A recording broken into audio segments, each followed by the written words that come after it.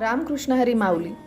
वारी म्हणजे फक्त चालणं नव्हे, तर वारी म्हणजे माणसानं माणसाशी माणसासारखं वागणं होय.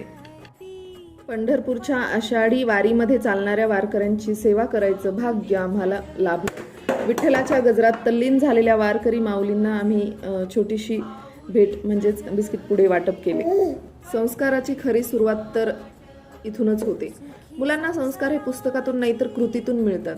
लहान वयातच बाळाच्या हाताने वारीत सेवा घडवून आम्हाला समजलं की दातृत्वाची भावना ही लहानपणापासूनच रुजवावी लागते.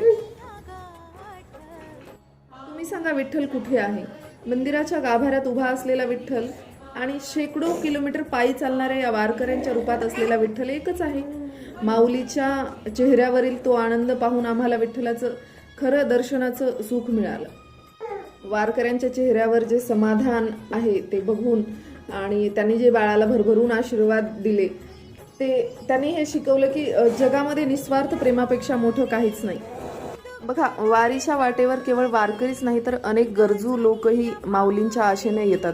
लहान बाळाच्या हाताने कोणाचे तरी पोट भरले, यातच विठ्ठलाची खरी सेवा आहे. बाळाला हे माहीत नाही की समोरचं उभी असलेली व्यक्ती वारकरी आहे की गरजू, त्याला फक्त देणे माहीत होतं. हाच सगळ्यात मोठा संस्कार आहे. माऊलीच्या दरबारात कोणीही रिकाम्या हाताने जात नाही, हेच खरं आहे. व्हिडिओ आवडल्यास नक्की लाईक करा आणि आमच्या चॅनलला सबस्क्राईब पण करा. थँक्यू.